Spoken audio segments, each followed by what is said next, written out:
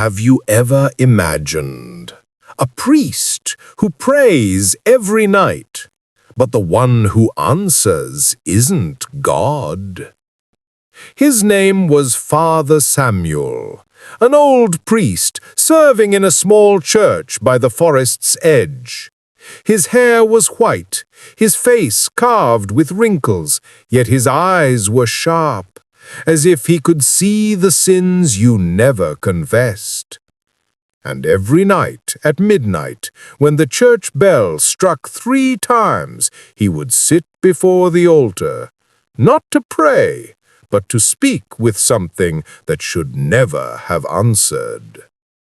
For 20 years he served this church.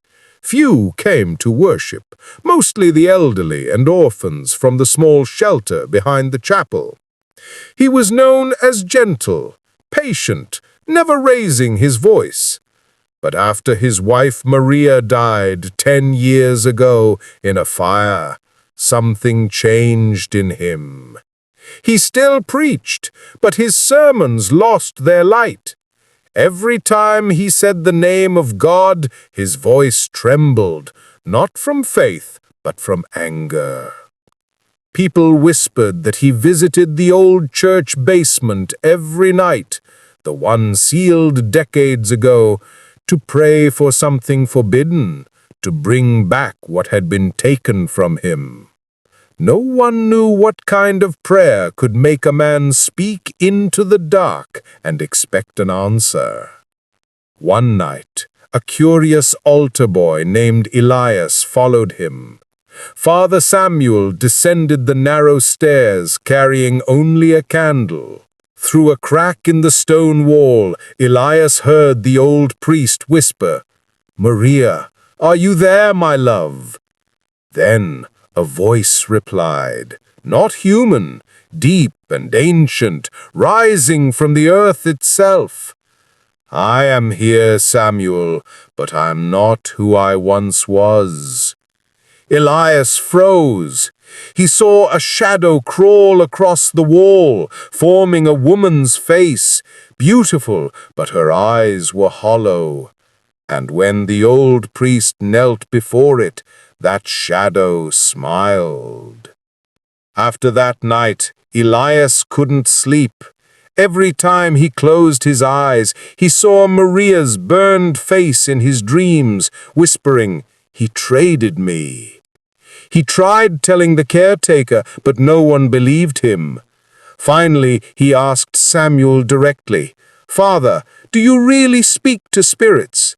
The old priest stared for a long moment, then said softly, "If you lost someone who was more than life itself, Elias, wouldn't you try to call them back?" His eyes were distant, but his trembling hands betrayed him, as if every word was carved from guilt. Rumors spread. Villagers stopped attending Mass. They said red light flickered through the basement window at midnight. Some heard a woman's crying.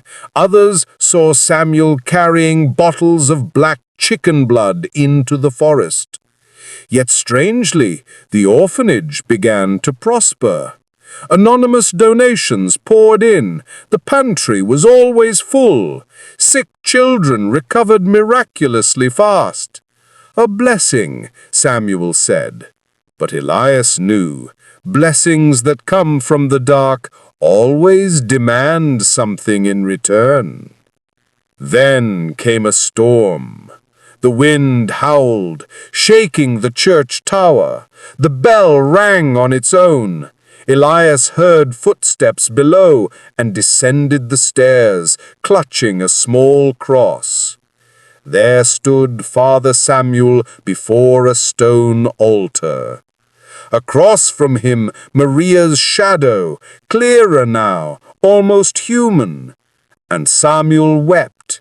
"Enough, Samuel! My soul is no longer yours." Samuel wept. "I gave up everything, even my faith." From Maria's shape emerged a tall figure cloaked in black. Its eyes burned red. "And now it's your turn, priest," the creature said in a voice that shook the walls. The room trembled, candles snuffed out.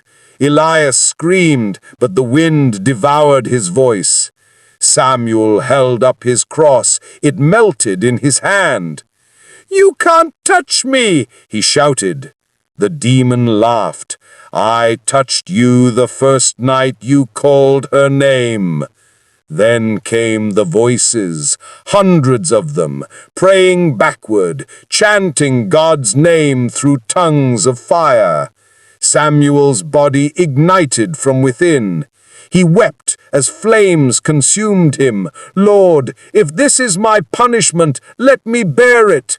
But before his soul burned away, the creature whispered into his ear, "Heaven never answered you, Samuel. I did." When silence returned, Elias fainted. He awoke the next morning on the main altar. The fire was gone, the basement sealed as if it had never existed. Only one object remained, a black cross cracked down the center. He lifted it, heavy with unseen sorrow.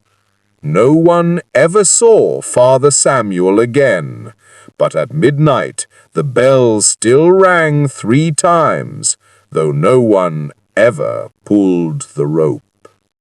5 years passed. Elias grew up and took Samuel's place as priest. He cared for the orphans, led prayers, and smiled like the man he once admired. Yet sometimes during prayer a whisper brushed his ear, soft but cold. "Elias, don't leave me down here." He tried to ignore it, but some nights he found himself sitting at the same altar, reciting the same forbidden prayer. Each time he finished, the black cross around his neck vibrated faintly, as if something within it was listening. One night, a small child saw him talking to the empty altar. "Father, are you talking to God?" the boy asked innocently. Elias smiled, but his eyes looked far away. "Yes, but sometimes God's voice sounds strange." When the boy left, a shadow appeared on the wall. It looked like Samuel, smiling. "It's all right, Elias," it said. "Even angels fall when they love too deeply." The candles went out, the bell tolled 3 times, and the rumors began again, that the young priest had inherited a sin that could never be absolved. Because the devil never speaks to a man just once. He always returns, through the heart that loves God too much.